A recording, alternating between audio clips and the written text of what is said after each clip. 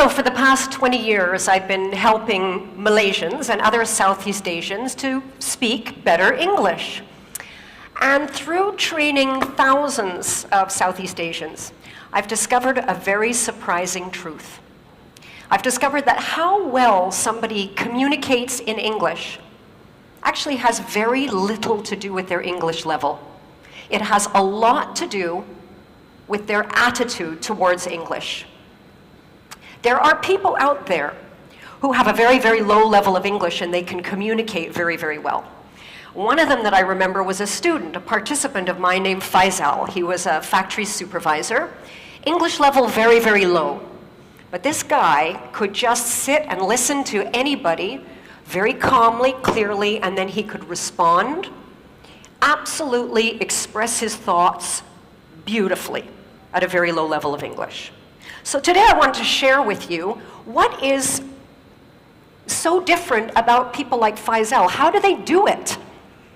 And second of all, why is this so important, not only to you, but to your children, to your community, and to the future of Malaysia?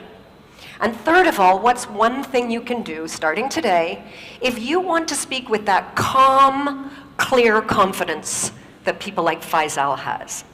So first of all, what is so different? How do people like Faisal do it? So to answer that question, I'm going to take you back about 10 years, okay? So I was training staff at that time, and my daughter at that time was taking piano lessons.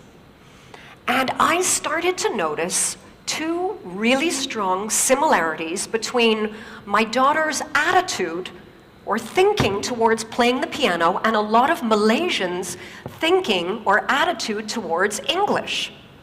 Now, first of all, I should tell you, my daughter absolutely hated piano. Hated the lessons, hated practicing. This is my daughter practicing piano, okay? This is as good as it got. This is the real thing. And she dreaded going to piano lessons because to my daughter, going to piano lessons, she was filled with this sort of dread because it was all about not screwing up, right? Because like for a lot of piano students, to both my daughter and her teacher, her success in piano was measured by how few mistakes she made.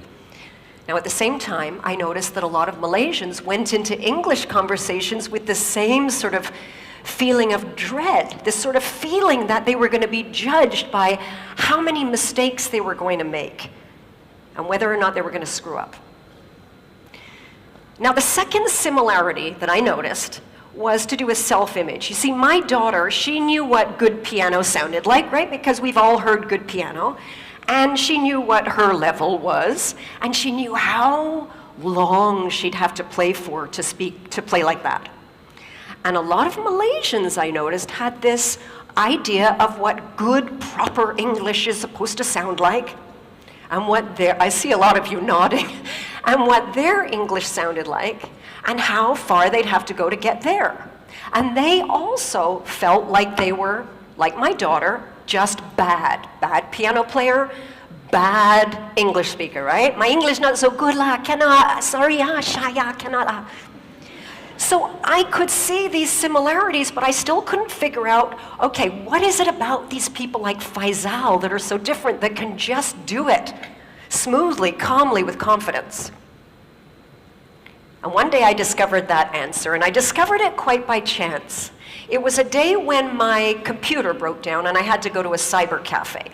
Now, okay, it was my first time, and I discovered cyber cafes are disgusting places, okay? They're really gross.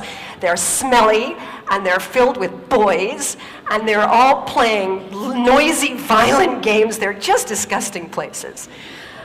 But I had to go there. So I sit down, and I start noticing this guy beside me, and I become very, very interested in this guy next to me.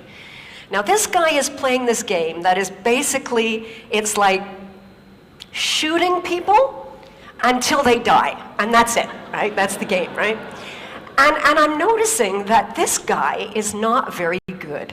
He's like, in fact, terrible, right? Because I'm looking and I'm seeing like a lot of shooting and not much dying, right? But what really interested me was behind this lousy player were 3 of his friends sort of standing there watching him play.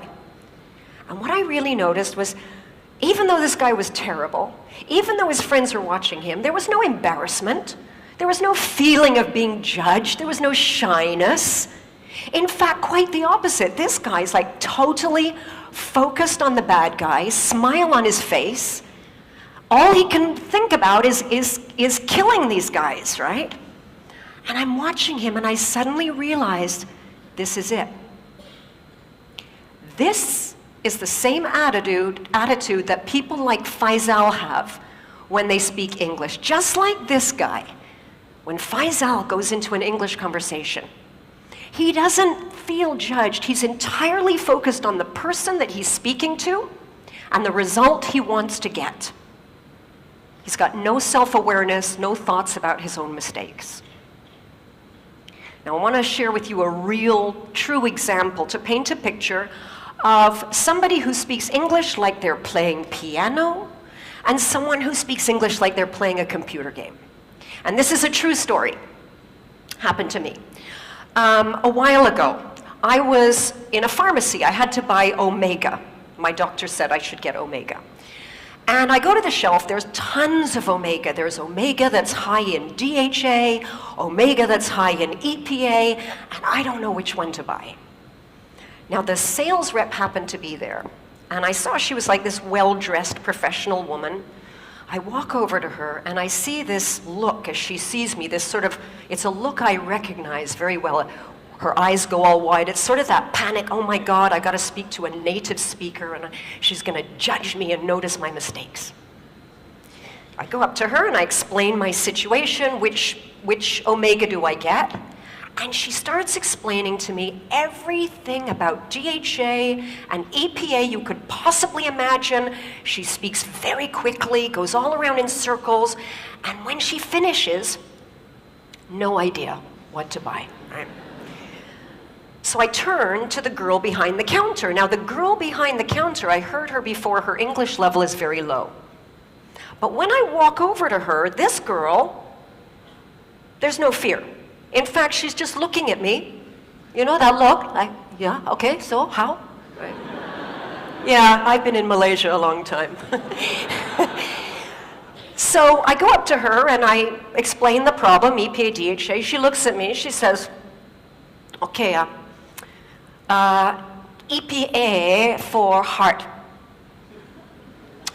DHA for brain. Your heart okay or not?